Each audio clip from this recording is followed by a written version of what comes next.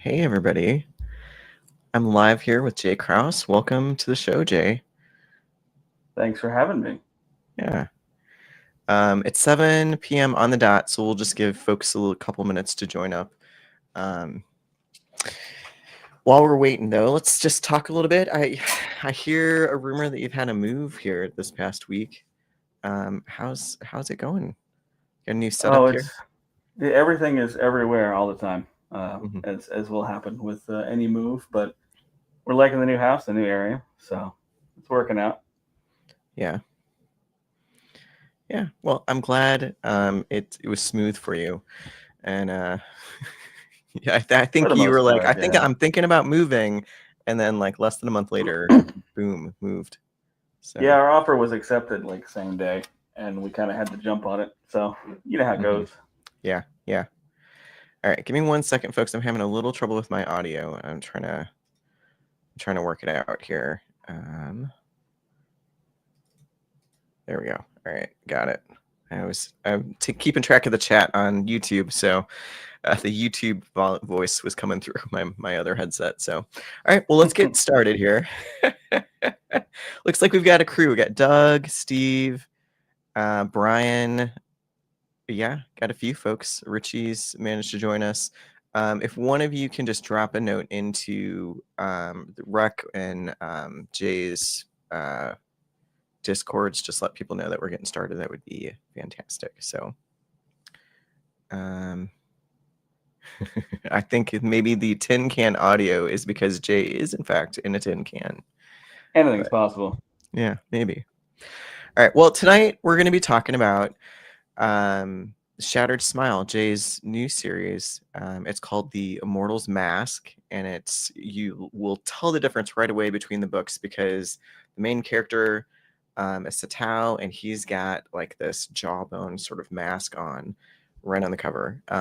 I finished it this week. I finished it on Kindle Unlimited. I don't think it's out on audio yet, is it, Jay? It's coming out It here will soon. be next week, Yeah. on the 21st. I thought to myself, I could have timed this after the audio came out. But it was good. It was a good read on Kindle Unlimited. And who's the narrator on this one? Is it the same narrator as your original series? No, I reached out to Podium when they offered to pick up the series, and I requested a AAPI voice actor for the series because I didn't feel right having someone who looks like me fake a bunch of Asian accents, frankly. Yeah. So we picked up Brian Nishi of what else has he done? He's done Musashi. He's done a couple of books for Attila Battle Angel. I think he did one for the Thousand Lee, like an offshoot of the Thousand Lee series, but he's been around and he did Nice. a great job.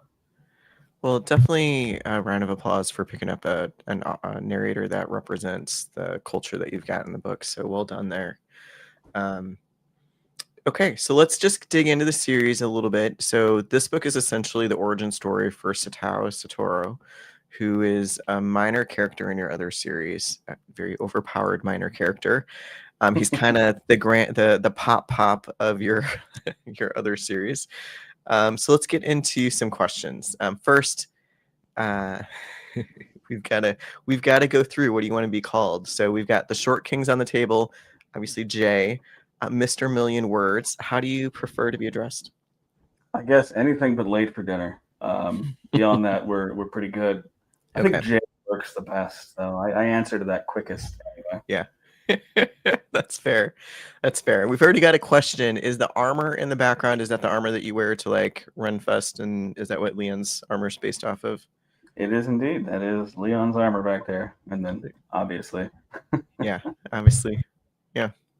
Well, after reading the book, I must say, you and I have talked just kind of individually about the series a little bit when you were ideating around it. I think that first draft when we first met, you were finishing up the first draft of this first book, and you warned me that it's a bit darker than Leon's journey, and I was like, well, 16th Century Knight, there's a lot of kind of blood and gore in your original series. How is it going to be darker? But I must agree, after reading it, absolutely start off Satao on a darker journey.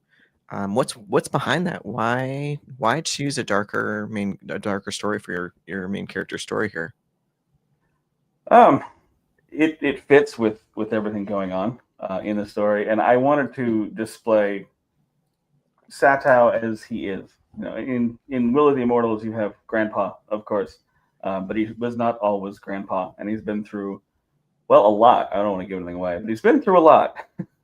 Yeah. Um, so it was important to show that more viscerally than it's definitely a different vibe for sure. But I did try to make sure that it wasn't completely. You know, I don't want someone to be unable to approach it if they're used to Will of the Immortals. Yeah. I would agree. It's not I am not sure I would even so far even classify it as grimdark yet. It's definitely darker, but it's not I don't know. There's dark moments, but the whole book it's not like just this slog through darkness yet anyway. So True. Yeah, definitely don't expect everyone to survive the yeah. story. I think it's not grimdark, but no one's safe except for the main character because he's obviously still alive. Right. I think that also you the way you're doing this, there's kind of this promise because we see Satao in the Will of the Immortals as this grandfatherly sort of character. So at some part there is that kind of a happy ending, or there's like a journey in which he's not he ends up who he is for Leon and Linma and all the rest of them. So Right. And I've already written sort of the epilogue for both series, so I know where one ends and the next begins. And this series ends about 20 years before the events of Will of the Immortals. okay, so you're going to cover about 5,000 years there on the series. How many books are you planning on writing? It's 12. It's a couple thousand, but we'll be doing a time skip towards the end for sure. Yeah. So we'll sort of wrap up the series and then we'll skip forward to right before Will of the Immortals kicks off, and it should sort of reframe Will of the Immortals completely. So I'm hoping that someone reads through one, will pick up the other. I'm not writing it so that it's not required. I don't want to. You don't have to. To say you have to read 28 books to get this story is It's quite not, a yeah, quite an yeah. ask. Then you'd be in the Pirate ABBA sort of territory of, Yeah. yeah, But if you do read both, I want to make sure that it only improves your experience. yeah. Yeah, I have caught up, I think, on Will of the Immortals, and I will say that this first book, Shattered Smile, is very standalone-ish. So if you haven't started Will of the Immortals, you could pick up Shattered Smile and just be fine without knowing anything about the other series at all. So, which is really nice. True. So, It does wrap up nicely at the end of that book. Unlike, I mean, Will of the Immortals is much more serial style. It's mhm. going to, every book leads into the next, which this series does, but I'm trying to make sure that these books sort of wrap themselves as well. Mhm. There's already a couple little Easter eggs in this first book. I assume that you have a bunch of Easter eggs kind of planted throughout both series for fans of the other series. So many. Some of my favorite moments are when I'm reading alpha reader comments on the Google Doc where they do initial like editing and keeping me on track, or when I drop something on them that even they don't expect. Yeah. I live for that. So yeah, I have a lot. I have a lot coming. Yeah. Yeah. Good. Yeah, that's the stuff that readers eat up. I'm looking forward to it too. So, yeah, we're gonna have to have reader spreadsheets to keep track of it all. You're gonna have Good, to because give I'm out not making it. challenge coins to the people that catch the really obscure stuff.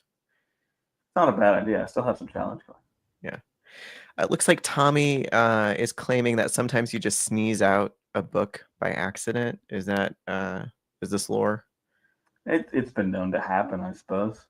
What Hmm. else could explain book 7 at this point? Yeah, yeah. All right. So your first series, you focus on Leon, the 16th century knight that's been isekai'd into the world. You've mentioned before that was kind of his aesthetic is kind of inspired by your dad.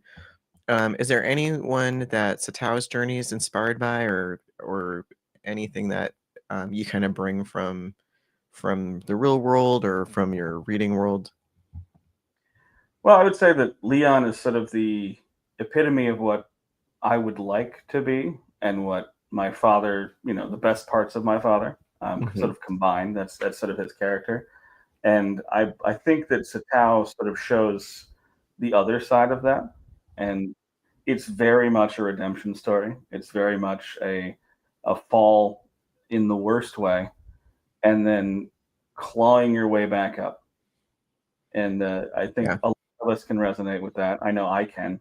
And to be where I am now, sitting in this office, I did have to claw my way up Yeah. quite a mountain, oh, maybe a valley that I fell into.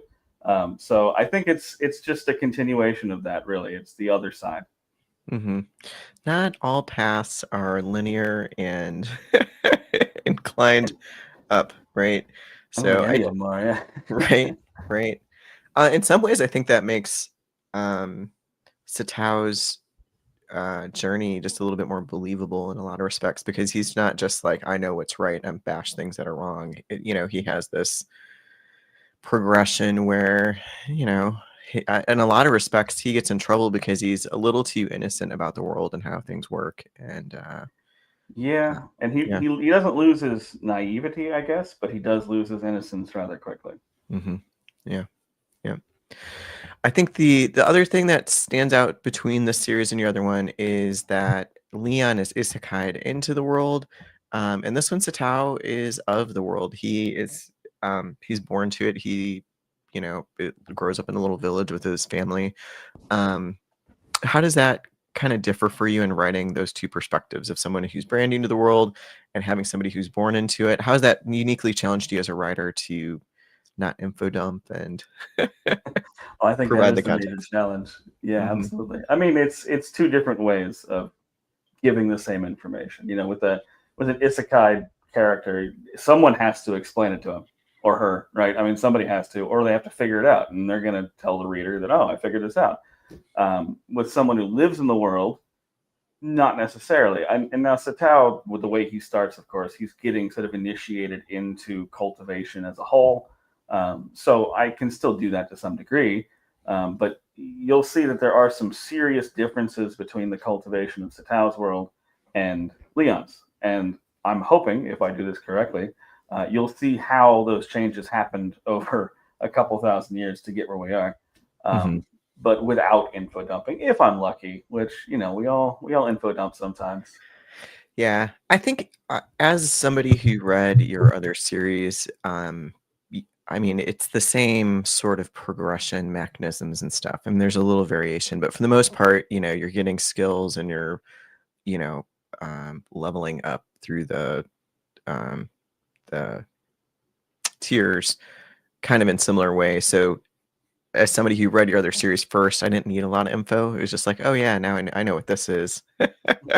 It's Right. similar, but the way they start and who is able to start definitely is Yeah, different. there's some key differences and as far as just setting yourself off along that journey. So yeah. All right. So let's talk about the cover a little bit. One of the big things that Satao ends up with is he gets that loot drop that is the mask that's on the cover. So I'm not giving anything away. If you look at the book, you can see it. It's creepy, but it reminds me of a much scarier version of what we were all wearing during COVID. It's kind of got that same effect in the story too, where you can't see like some of the face of the main character. It allows him to be a little bit less straightforward in his expressions and what people can read from them. But what was the inspiration behind the mask? Well, if you look at the series name, the apostrophe is in a very important place. I'll say that. The mask is at the same time metaphorical and not, I suppose. I don't want to give anything away, obviously. Yeah. He's going to be with that mask for a very long time. But it is speaking to the journey that he's on and the journey that every immortal is on, or everyone who wants to, grow past their bounds, I suppose. hmm Yeah. So both of your characters are masked for most of the story. Anything you want to comment then as a person who is doing this interview in a mask or helmet. I was a little worried, honestly, about adding the mask because I was like, someone's gonna call me out. But I mean, Leon got over it quickly. It's fine. Yeah, he did. He had good friends, and I think Yeah. that's someone else helped him get out of that, and Satow doesn't have that. Yeah, not yet anyway. So Right. I think it's interesting because, in Leon's journey, a lot of the mask is just his, he's trying to hide his physical scars and stuff, right? And for Tao, a lot of it is he's trying to hide his, like emotional scars and stuff. So, there's symmetry there. So You got the body dysmorphia. He's very, very certain. Leon is very certain that he's hideous when most people see what he has as something to be proud of, or something just flatly attractive. And I think that in that it's important to remember that our subjective look on things is not always, if not rarely, correct. Yeah. You don't have to. The body dysmorphia and how we view ourselves is just like uniformly, just seems to be poor across the board, at least on the American side. So yeah, I don't know if that changes across the borders either. I think that's just the human condition. Yeah, it seems to be. So, well, I don't know if Morpheus is online with us, but how's it been working with Morpheus? Oh, well, I think I've been telling everyone to work with Morpheus, much to my detriment. My covers are coming later and later. Kind of, as somebody who signed up on the Morpheus bandwagon, I'm like, oh no, maybe I shouldn't talk about him too loudly. Yeah, No, he's amazing though. He's phenomenal, and he knows that he has plenty of time. He's never missed a deadline, that's for sure. So I'm just happy that he's getting paid because he deserves it. I noticed that. Yep. Hey, Morpheus is there. Hey, good to see you, Morpheus, or hear you, read you. Good to read you, Morpheus. I noticed that with this one, the art is a little bit different in style. Do you want to talk about how that conversation went down with your artist and what your thought process is behind the stylistic changes? Well, I'll tell you, the first three covers, I sort of handed him the blueprint. Like, this is what I want. I want this sort of in my style, right? So we built my style in the first three. By the fourth, I gave him most of the reins.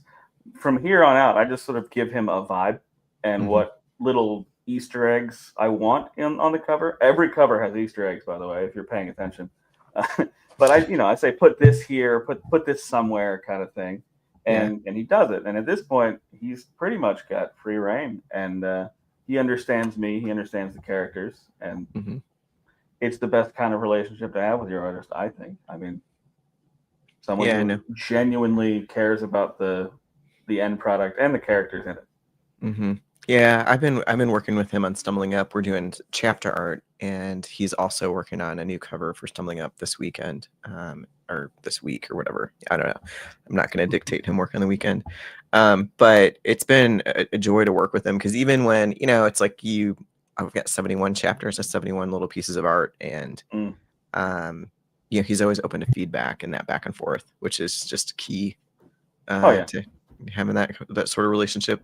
So yeah, sometimes you need something changed because your artistic vision, you're writing it, and then sometimes he'll come up with an idea, and I'm like, well, I'm going to put that in the damn book because that's better than what I had. Yeah, so. yes, yeah. There's been moments where God, I think my favorite image right now is my slug goes to a spa, and I was just like, give me the slug at the spa, and he's got the cucumber slices, he's got the towel wrap. I mean, it's just like it's kind of the best thing ever. You gotta have a spa episode, yeah. Every anime needs that, yeah. Absolutely. So, all right. Well, we've gotten to this part of the show where I want to open it up to some of the audience questions. Let me just kind of scan the chat here. But if you've got a question for Jay, let's bring it up. There's a lot of talk about robes. Those aren't from my books. Yeah, no, kick the robes. Well, I guess there are robes in my book. I can't say there aren't. But. Yeah, Richard isn't wearing a robe in the spa, so just naked slug. Yeah, no robes. So if you've got a question, go ahead and pop it in. While I'm waiting for those questions to pop up, let's talk about production. So a month ago, you hit 1 million words for the year for last year. At the end of the book, I was reading the afterword, and you were talking about how you were going to kick out for the Immortals Mask series 4 books for next year.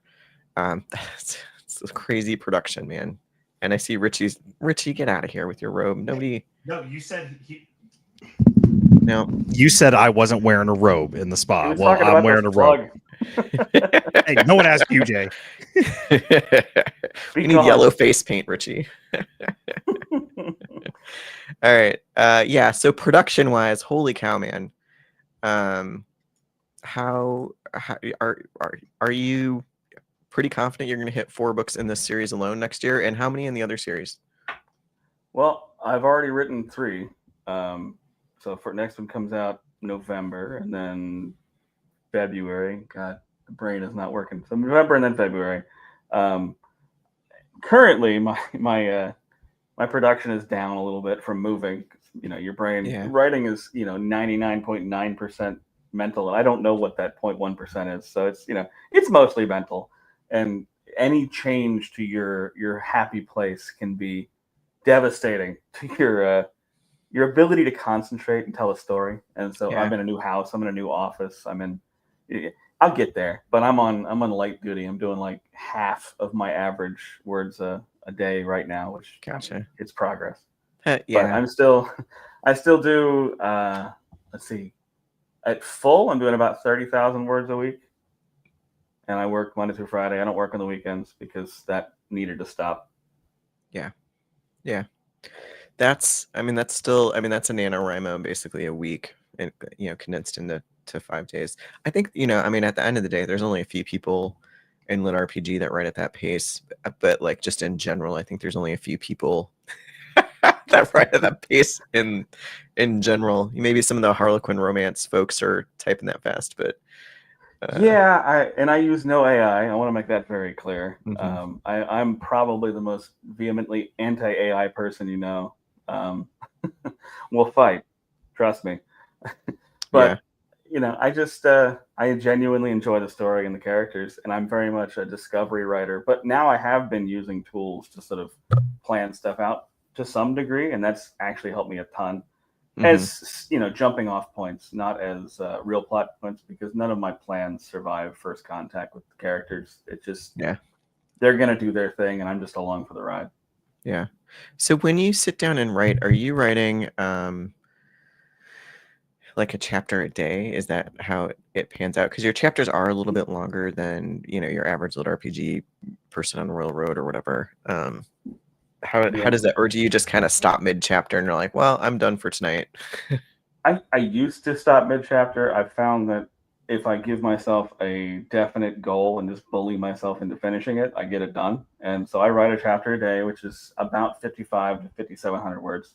So they are longer chapters. They're about double the length of what I would consider average, but I'm also not writing a serial format, so I'm not having to put a chapter out every 2 days, even though at this point I could. Probably could, yeah. I still, which is why I find it funny that some people look at my Patreon and like, you're not providing enough. And I'm like, I'm providing 4 chapters a week worth, almost 5 chapters a week worth of material. They're so hungry, right? What do you want from me? I'm doing my best. But yeah, they're like, we want 60, 70, 100,000 words a week. It's like, dang. the books end up about 120,000 words. So they end up about 20. They end up 20 chapters. So 19 an epilogue, basically. Epilogue just launches in the next book, and so that gives me a working month. So 20 working days, 4 weeks, a book. Yeah, it's awesome. Well, with that pace, so how many years do you kind of have mapped out? Because I think both series, as you've said, are in that like 12-ish plus or minus a couple books kind of time frame. So do you have the next like 2 or 3 years mapped out, or what does that look like? Well, both books will be fully released as long as nothing horrible happens by mid 2028. I'll be done writing them by mid 2027 at my current pace. Which will give me about a year to crank out probably another full series that I'll be then doing a quick release for, because And I say quick release. I'm doing a book every 45 days, but every 90 days in the series, and people still, it's not enough books. So Yeah. I'm going to do 60 days for you guys. I'm going to focus on one series, I guess. I don't know. I was going to ask, do you have your next series after that planned? Is it going to be in the same sort of world? Or are you going to go to Privateer? Or what does that look like? No, I do have a new series, which actually BJ asked about, so I can talk about that during her answer. But I've got that one planned out. I actually have a far future series planned for this universe that I'm building sort of the bricks for right now in book 8. I'm not going to say anything more than that, but that'll be interesting. Dun, dun, dun. Yeah, I know. Privateer is on indefinite hiatus. I wrote that. I published that as my father was in the hospital, and he never left the hospital. He passed right after I published it, and I just have not been able to get back to it. Like I said, writing is all mental, and if you're not in it, it can be very difficult. I don't want to force it, because if you force it, you know what they say about forcing. Well, I'm not gonna. That's a crap joke, but I get it though. I mean, I've got a couple books that I've written in dark times in my life, and like I don't want to have to revisit that mental space to write that book. The sequel. Yeah. Well, yeah. I mean, the midpoint, which again, no spoilers, the midpoint of Shattered Smile, I was writing when my sister was in the hospital, and she passed in May, and so that bled in quite a bit. And my first rendition of that section, that people who've read the book know exactly what I'm talking about, was much worse. I reined it in because it was too much for everything. So yeah, it definitely affects everything you do. Yeah. Well, let's hop into some of the questions. So, Noblesse 1821 is asking, how much of a blueprint do you have for plowshares mapped out? I have the concept, which I'm happy to share, and I have the first few chapters of the first book written, sort of a basic plan. So it's plowshares into Ragnarok, which is like swords into plowshares, play on words. Essentially, I read an article about a year ago now about this old farmer who was gored by a bull, and instead of going to seek help, he got on his tractor and ran the bull down, so they both would die. And I was like, that's a moment right there. That's a human moment, right? And I want to be that guy's friend. Right. And so, you take him with you, sure. And so I thought, well, what if Odin saw that and he was like, well, that's honorable combat for sure. Right. Yeah. And so Odin grabs both their souls and he turns them into Einherjar, the immortal warriors. And the old man is actually a pacifist. And so he gets it's a immortal warriors, meaning they can die and they should die, because if you die honorably, you gain more honor. He didn't die like a pacifist, though. No, he did not. He did not.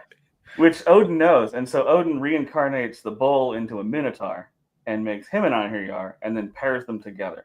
And so it's sort of a buddy cop comedy meets Odd Couple portal fantasy. And it should be very interesting. That sounds amazing. Do you hear that, Lance? It's a cowman story. It's going to be fun. So yeah, not to be confused with the other cowman story that's making all the rounds right now. Yeah. Well, okay. So Gary wants to know if you're actually writing a novel right now as we're talking. Not at the moment. Those are just stagehands, Gary. Yeah. Well, the keyboard's over there, so it would be a little difficult. Fair. You're not 360 surrounded by monitors.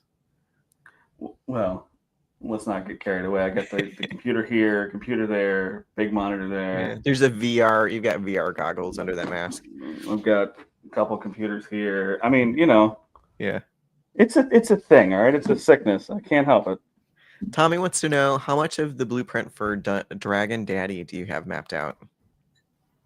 I thought he was mapping that out. That's not on me. A collaboration I'm hearing? That's what I've heard, but I didn't know that I was mapping that. I've been waiting for him. It's a collaboration. Well, it's a collaboration that may or may not ever happen, it sounds like. It'd be a damn shame, wouldn't it? It would. All right. Doug wants to know, he asked the question of like, what after you finish these two series, what's next? So which series is the one that you're going to fast release after the Will of the Immortals is done? Probably Plowshares at this point. Okay. Well, Will of the Immortals and the Immortals Mask. I got the Plowshares concept. I have, of course, I mean, we're all authors here. I've got a whole folder of shower thoughts that may or may not become anything Yes. in my Obsidian drive. So who knows? Maybe something will grab my fancy. But my idea there is to buy myself an extra year, getting these two series, a full year of releases, a full 8 books ahead. And then I can spend a year just cranking out either a full series of like 10 to 12 books or 2 6-book series. I don't know. It really depends.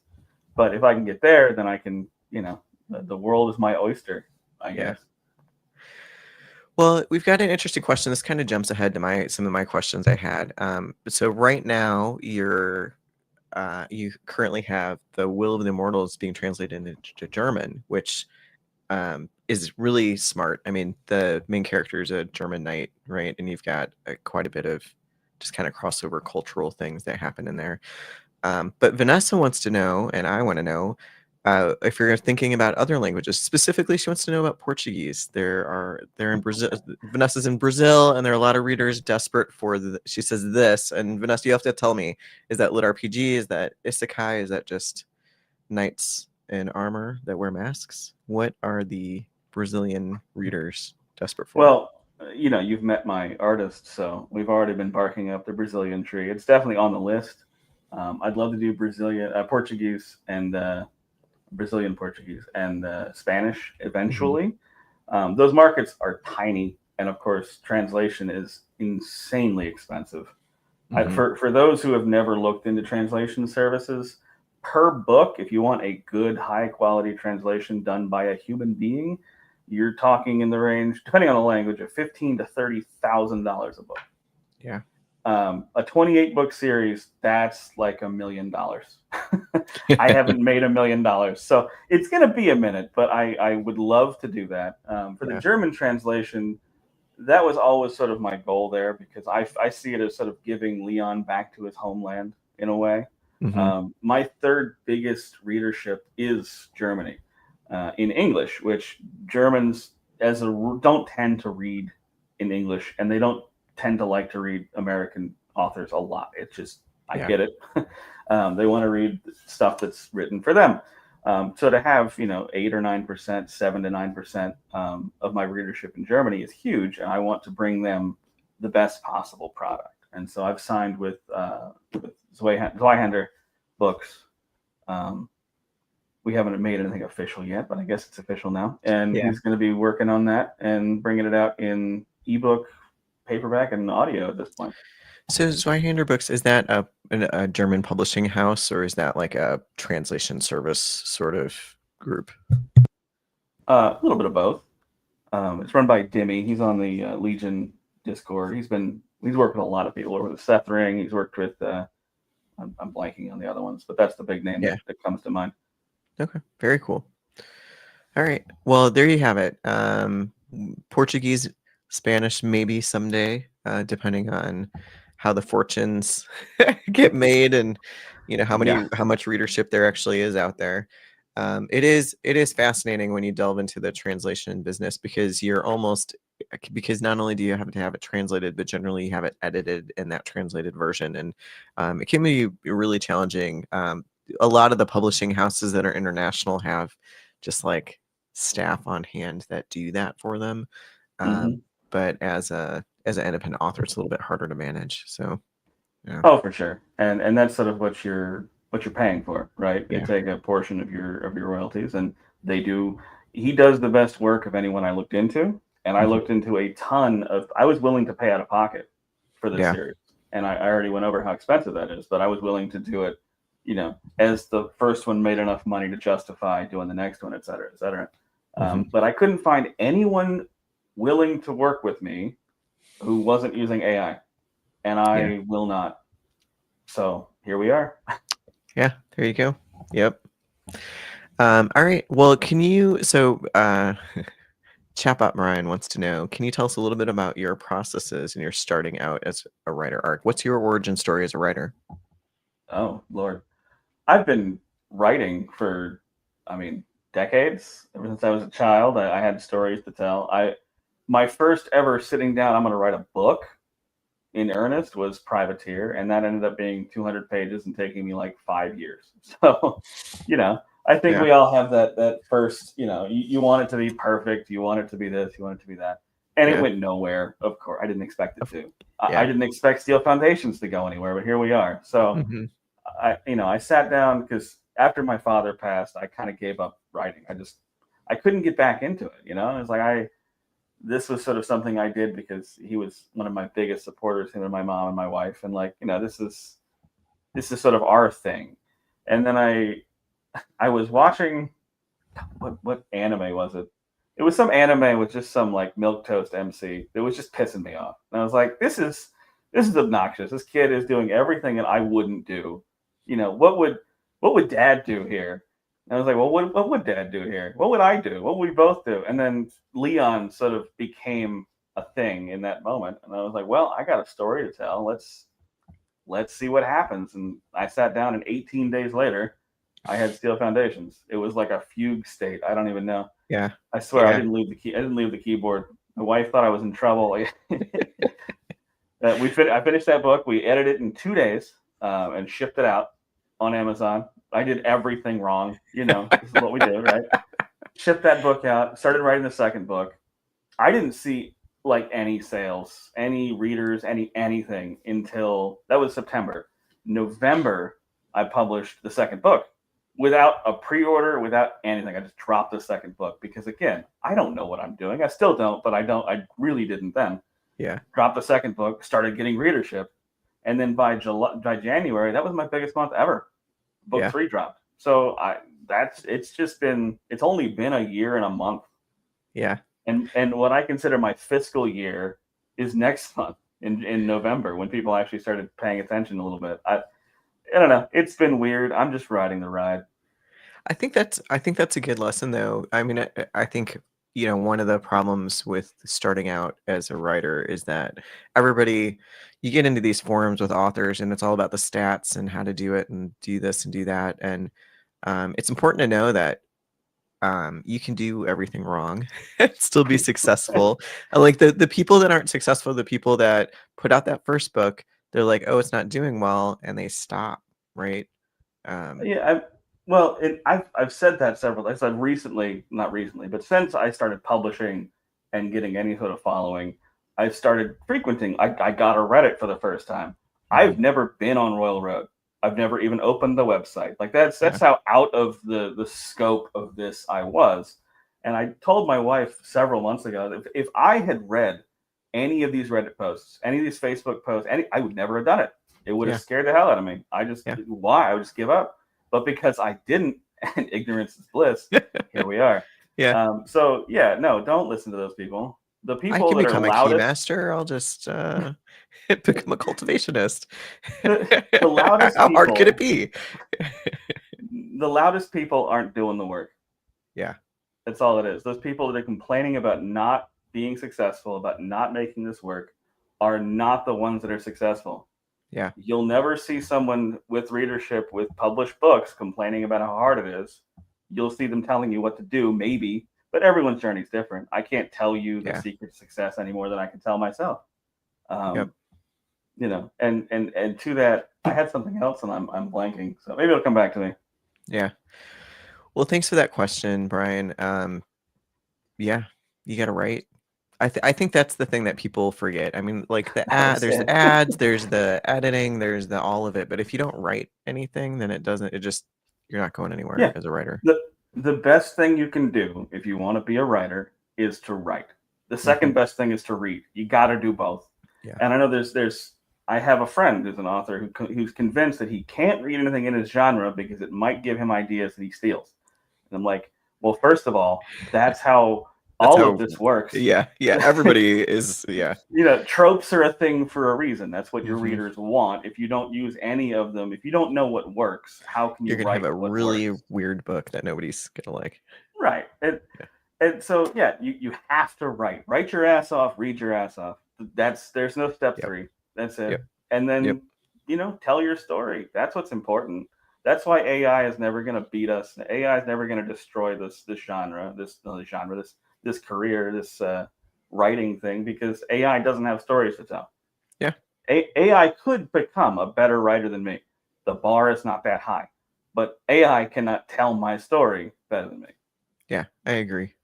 And AI, I mean, I think that that ultimately what makes a good story is the heart, right? That you put in the story, and AI doesn't have a heart. It No. just doesn't. Yeah. All right. Yeah. All right. So we've got a motion for Jay's shower thoughts anthology to make it into into the public yeah. Absolutely not. No shot. No. I think All my right. wife has access to that folder, and that's about it. And she loves me, and she's with me, so she knew Yeah. what this was. The rest of you don't get access to that. Well, so here's a question that kind of stems from that is how many, like, you have 100 ideas, how many of them actually make it into some sort of print or some sort of writing that you are taking seriously? I wish I had an answer for that. I mean, I've got a billion ideas and 2 series, right? Maybe Yeah. 3 if this next one works out. But honestly, oh, hi. You And who is that? What is the? This is Tiny Cat, obviously. She's 14 years old. She weighs like 5 pounds. Yeah. She never grew. She's very sweet. What was I saying? Not you. She's like, I'm here to disrupt you. Right. What was the You question were again? talking about what percentage of your ideas actually make it to print? I think as long as you can take an idea sort of mentally through the steps, it has potential. And even if you can't, it might still have potential. When I started writing Steel Foundations and Will of the Immortals in general, I didn't have an overarching plan until I was almost finished with book 3. Mm-hmm. I was writing it the way that I read it. So I read a ton of cultivation novels that are incredibly poorly translated and rough, but I love them. I can't get enough. And Yeah. so I just started writing. I had no plan. There was nothing, there's no goalpost. It was just like, hey, I'm going to tell a story until I die. I don't know. And now I have like not only a definitive end to this series, but a definitive end to an origin series that all ties in and dual ramps each other. Like, I don't think you have to start with a complete plan. I don't think you should. I don't Yeah. understand planners to begin with. I'm not much of a plotter. Like I said earlier, no plan survives first contact with my Yeah. characters. They run the show. I'm just here. I did not plan a spa scene. Yeah, no, I get it. Right, and it's just like I'll show you how. For those of you who've read any of the books, I'll show you how much that's the case. Satow, Linma, Elsbeth, those were throwaway characters. Those were just people he met at a bar kind of thing. Mhm. They weren't met in the bar, but you know what I mean? Yeah. I had no plan, and now they are Core. I mean, you have a whole series around Satow. Yeah. Right. Yeah. They're as important to the story as Leon is. Yeah. And it's just because that's how I write. I put my characters on the board and I play D&D with them. Yeah. I know my characters, and I'm like, well, what would happen if they did this? And then, Yeah. Well, if Hannah's listening, I think it's good to know that Hannah was not a throwaway character. But I was actually surprised by Elspeth's arc in your other series because I read her as a throwaway character and she makes an appearance. So, She does indeed. And all the more so as we're going forward. She's not going anywhere. We love Elspeth. Little no, berserker. she's locked in, I would say. So, yeah. I love dichotomy characters. It's some of my favorite things. You got Leon, who on the outside is this big gruff guy, but on the inside he's got a heart of gold. Mm-hmm. You have Elsbeth, who's this tiny little pink-haired sprite, but she's a berserker, and if she goes off the handle, she'll demolish a city without accidentally. Yeah, I like sneezes those a types city. of characters. Little. It makes things more complicated and more fun, and more realistic. Nobody is one color. Yeah. Well, Iron Eyes has the next question. They want to know how you balance real life responsibilities with finding time to write. You've got a day job, but not so much just that question, but how that's changed over the last year as you've really bought into being a writer.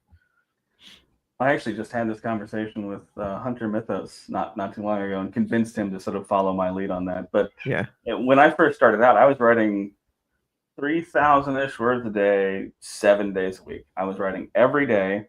And until I finished the words that I wanted to get done, I did not feel like I could relax or do anything fun or really anything. And so I'm working and just mentally I'm stressed, right? Like I haven't done my part. I haven't gotten the thing done. I'm terrible. Just beating myself up. Sure. And that sort of transition when I realized that I really need weekends or a break, right? I need a structured break. And so I decided I'm going to write Monday through Friday, which sounds insane because I also work Monday through Friday. So my current and what has been working for me for several books, including the last one that I wrote in 10 days, which don't do that, by the way. Please don't do that. Sneezing out a book, right? Yeah, that was 12,000 words a day. Don't do that. Don't, for your health, don't do that. What was I saying? I guess I got sidetracked. Oh, so my current setup is I get up at about 5 in the morning. I usually fall back asleep until 5:30 or so. I get up. I take my ADHD meds, which is a game changer, by the way. You should certainly do that if you have the illnesses that I don't suffer. I just have it. You know what I mean? Yeah. And then I write, and I try to get at least most of it out before I start work. And so I usually between 6 and 9 a.m. I write 4,000-ish words, and then I start my workday. And on lunch, I'll write another 1,500, and then I'm done. Yeah. I think that of everything you said, I mean, you're wearing a mask, you type an unusual amount of words a day, you've got a cat familiar, but the most demonic thing that you just said is that you write it all before work. How early do you get up? Well, like I said, I get up at 5, and Yeah. and Okay. I usually Are I you would love to say I roll out of bed and just go, but it's normally like 5:30 I actually get out of bed if I'm Are you lucky. naturally a morning person? Is that your No, I mean, I sort of made myself a morning person. I would Yeah. call myself a night owl at first. I mean, my wife and I met on an MMO, like playing late night all the time. So didn't used to be, but Yeah. it works. Okay. All right. Well, early morning, are you caffeinated that early, or is it just I am certainly caffeinated. maybe that's my problem. If people frown upon Diet Coke at 5 a.m., I've tried it. People do frown, so I don't know. Yeah. Well, I splurged and got myself an espresso machine because I'm trying to get off of energy drinks because they're not good for you. I know No. that. I accept that, but they're also in my blood. So like, what can I do? And so I'm trying to slowly, wean myself off onto just coffee because coffee Yeah. is better for you. It's not good for you, but it's better It's for a you. it's a step Right. up in the, caffeinated hierarchy of badness. Oh, Yeah. I mean, people have been drinking coffee for a long, long time, and Yeah. that the They're average not life dropping dead expectancy from coffee. Yeah. is only going up. So I figure someone's got something figured out. Yeah. Yeah. All right, there are a lot of chats going on, so it's a little bit hard for me to keep track of everything. So if I miss a question, just pop it in there again. But BJ wants to know if the TV installer did manage to put in the TV correctly. They did, yes. It was quite a struggle for them, not for me. Yeah, But they did get it done in the end. Yeah, there's a couple extra holes in my wall, but you get what you pay for. yeah, that's fair.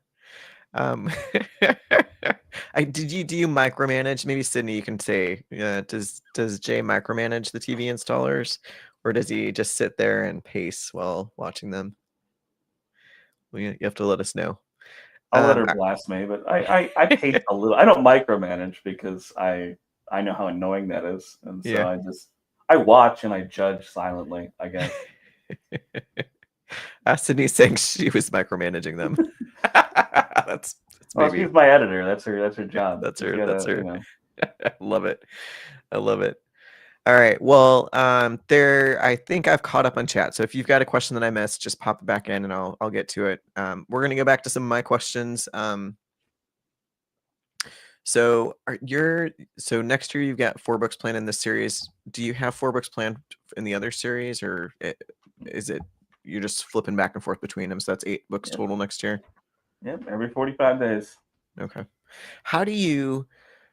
I'm gonna say this maybe a little bit too harshly, but I have this problem personally as a writer where I get to a certain point and I'm like, I'm bored with the story. I want to do something. I'm not like what my 3 a.m. shower idea. I really am excited about that. I'm gonna go write that. How do you stay so focused on your story? I mean, obviously you've split to 2 series, but how? Well, the doing 2 series definitely helps because I'm switching off books, so I'm able to sort of completely reset. And by the time I'm reaching the end of the book I'm working on, I have so many ideas for the next book because that book has had time to percolate. It's had time to sit there in my brain, and then when I go over and I do the final edits, I read through it and I'm like, oh, I now I know where I was going with that, I guess, and I can start the next book. So my process is I write the book, I toss it to the alpha readers and the editors, and then I immediately start the next book. And then by the end, when I do the final editing for the book I'm working on, I then again toss it and start the next book. So I'm able to sort of editing on the book before, that is, and I'm able to relearn where I was going because otherwise I get kind of sidetracked. I've also Obsidian has been phenomenal for me. I know that it's sort of any you could do it with Notepad if you really wanted to. It's it's not a crazy process you need Obsidian for, but I write my chapter out, and then immediately after I finish the chapter, I go into Obsidian and write what I'm going to do the next chapter because I'm going to do that in the morning, right? And so I give myself it's a punch list, right? It's like we go here, we do this, we meet this person, da da da da da. And some of that may never come to pass because who knows what's going to, if we meet this person, maybe we kill them and now we can't meet this, you never know what's going to happen. Yeah. But that allows me to then in the morning, I just pull up my list and I go. Yeah. So you don't have that like thinking stall time at the beginning of your next writing session. Yeah. Right.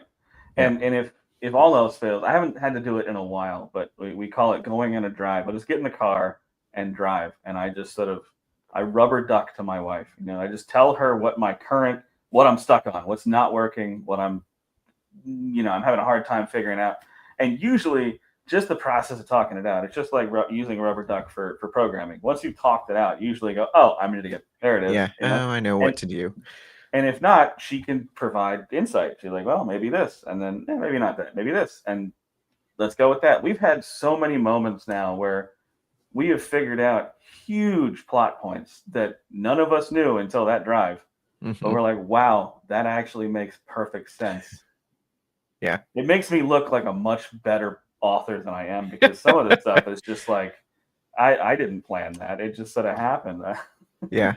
Yeah. Well, I haven't tried. I mean, definitely road trips are kind of are nice because you kind of have that exclusivity with the people you're road tripping with and stuff. So, Jen, just giving you notice, next time they have writer's block, we're just gonna drive somewhere until I figure it out. Some spirited driving, depending on what you drive. Yeah, it's fun. Go find a place you can go a little too fast and talk. Yeah.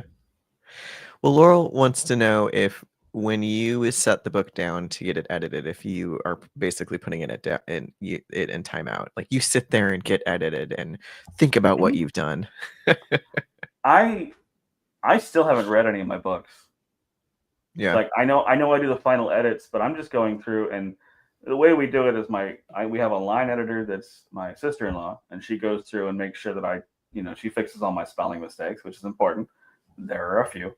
And then my wife and the alpha readers provide not only some of those fixes, but then like subjective changes. Like, hey, this may not work. That maybe change this to this. And they find plot holes occasionally. They haven't found one for a while, though. I will say I'm doing pretty good. Getting better at the plot holes.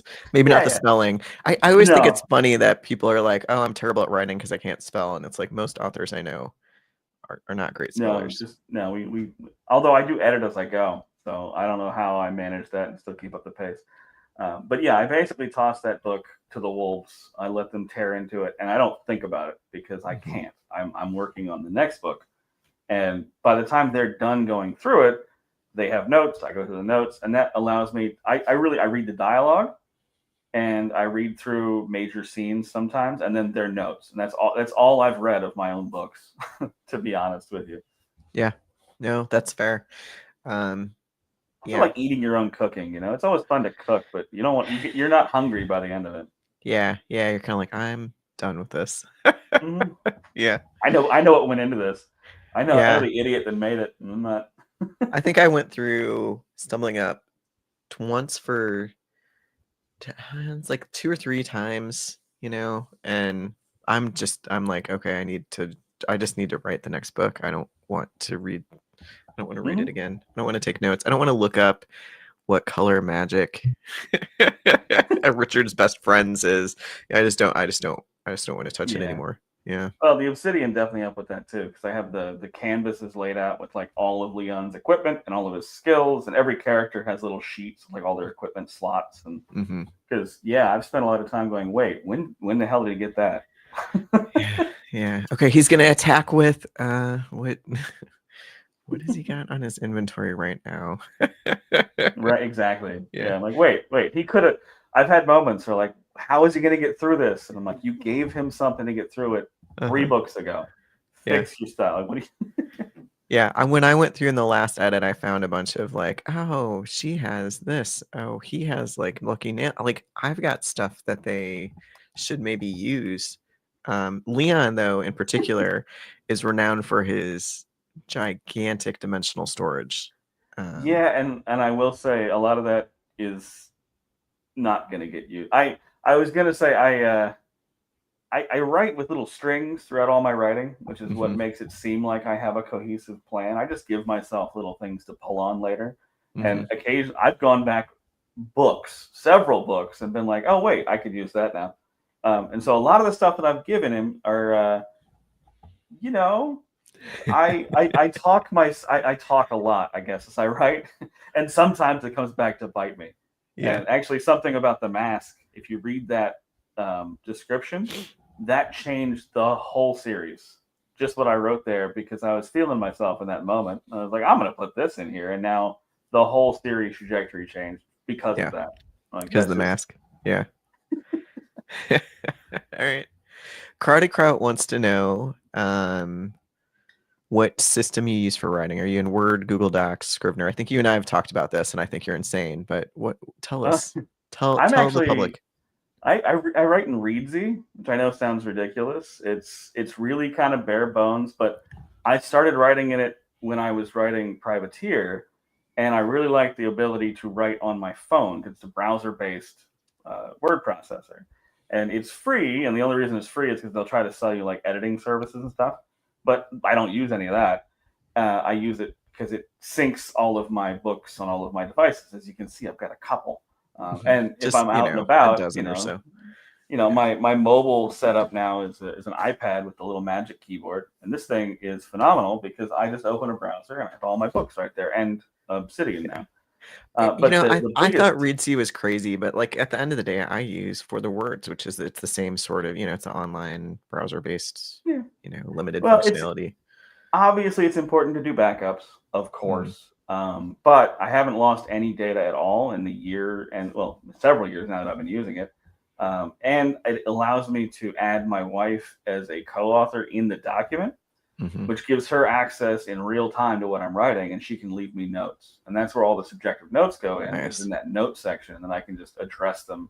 So a bit like you can do that in Google Docs too. But I just started using Reedsy, and now I'm, now you're hooked on it. Not going to change horses now. Yeah. Exactly. All right. Question for you, Sydney. Did Jay empty his dimensional storage when you moved? No. Still just popped everything in dimensional storage and moved. Wouldn't that be nice? I think that's the one thing that I'd want. Immortality is fine and all. Being able to carry my stuff in a dimensional storage ring, that's me all day. I really want like instantaneous transport, but dimensional storage would be a nice second. Yeah. How about both? Right? Why not ask for the world? I mean, the technologies seem like they could be related. Yeah. Yeah, for sure. Yeah, Sydney's saying it's waiting to explode. So The opening line of book 6 is definitely Sydney right now. Yeah. All right. Well, let's get back to some of the questions. And if you're in the audience, now's your time. If you've got any other last questions for Jay, you want to pop them in there. We're running at kind of our hour. So I knew we were going to run over because I think we can talk for hours. But Absolutely. for this series, how you said about 12 books is how long it's going to be ish, plus or minus a little bit. Currently, yeah, 12 books. I mean, Will of the Immortals also started at 10 to 12, and now it's at 16 minimum. So who knows? At this point, I could get to 16 and decide I want another arc. I don't know. We'll see. Yeah. Okay. Fair. I mean, it depends on the 3 a.m. shower ideas, right? Exactly. Yeah. You said that you read a ton. What book have you read in recent memory that you would say that Pop needs to put on his TBR? Oh, in like lit RPG Mm. or just in general? Could be, just in general. I'll give him two. If you haven't read the Frith Chronicles, Nightmare Arcanist, Is that FRIS? Frith by Shami Stovall. Love that series. It's like evil Pokemon. Terrible. She used the Pokemon reference in one of her TikToks lately, so I can say that. Okay. Don't sue me, Nintendo. Go after her. I don't, but there you go. And Richie's got better spelling than I do, so thanks, Richie. For non-lit RPG, if you want a good start for cultivation at its best, which is the bar is the floor, Yama from from Shadows to Sovereignty, YAMA. And I will say, when you're looking for cultivation novels, Amazon loves to take them off of Kindle just randomly. Like they'll fail the customer experience test, and they'll tear them all off of the. So if you like the first couple books, buy the whole damn series because you're not guaranteed to be able to read. They won't necessarily stay there. Yeah. And is that because of the translation? Is that just because of translation issues? Oh yeah, it's bad. But I mean, maybe story. That's yeah. I mean, yeah. Do you think it's just they're just using AI to translate, and that's why they're just slapping to Google Translate or whatever? Almost certainly. These are 30 to 50 book series, and they're all 700 to 800 pages or more. So maybe there are people writing faster than you out there. Yeah, I would imagine. Yeah, those. Yeah. Some of the Chinese and Korean serial writers, and I don't know how they do it. Yeah. All right. Well, what's next? What's next on your release schedule? I know you've got audio coming out for Jade Dominion, right? And you've got not quite yet. Yeah. Okay. Well, yeah. What's next on your release? See, I already screwed this up once. Next week we have Shattered Smiles audio on the 21st. So that's book 1 of the Immortals Mask. I don't have a release date for book 2 yet, but Podium picked up the whole series, which is nice. That was October 21st. Yes. And November 15th, we have Sectmaster, which is book 2 on ebook and paperback and hardcover, but the readable for book 2 of that series. Sectmaster comes out. And then November 25th, we have Stormbound Paths audio coming out, which is book 5 of Will of the Immortal.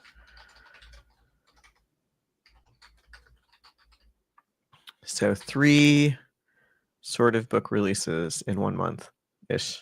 Yeah, pretty much. And then January and February, and then April and May. Yeah. November. Do you 22nd. Even do you celebrate book launches really much anymore, or is it just like Tuesday? I mean, they screwed up the ranking on Amazon. It used to update hourly, and now it updates once a day, and so it really ruined the whole experience. Not only it has cost me a lot of money. I'm looking at you, Amazon. You cost me money with that, because when it updates at the end of the day, you don't stay at the top of these lists all day. Yeah. You just stay there for the hour until the next cycle starts. And it seems to update 3 times overnight. But anyway, it's obnoxious. Tommy did remind me, November 22nd, we're going to be at Richmond Comic Con together. We're going to be selling some books. Dun, dun, dun. I may be in armor. I don't know. The duo is going to be back in action. Yes, the boys are back in town, indeed. Are there any other Comic Cons that are in your future? I mean, a lot of signups for next year. Well, of course, I've already signed up for Lit RPG Con. I applied for Jordan Con. Haven't heard back yet, but I don't think they've released that yet. Yeah. And Tommy talked me into that. There's a few quality ones in this area. We're in the DC area, so we have Katsucon in DC. Yeah, I think this is technically Maryland. Hey, Katsucon, which is in February, I think. And then we just had Otakon, which is a bigger one in DC. And we went to both of those. But do you have much luck at the non-lit RPG cons? People picking up your books? oh, I just went as Leon, person, really. yeah. You know, like getting my armor, walk around, hurt my back. You know, the usual. Fair. You're gonna have to wear like a back brace under the armor. I do actually. I added that recently. It's important. I'm getting old. Yeah. All right. Well, what's the best place to find you? Facebook, Patreon. Where do we keep track of your calendar? It depends on what you want. Facebook and Discord are probably my two big. If you want to talk to me, Discord. If you just want to follow along, Facebook. My Patreon, I have a free tier that gets all the information that Facebook gets a few hours early or however long I can be bothered to wait.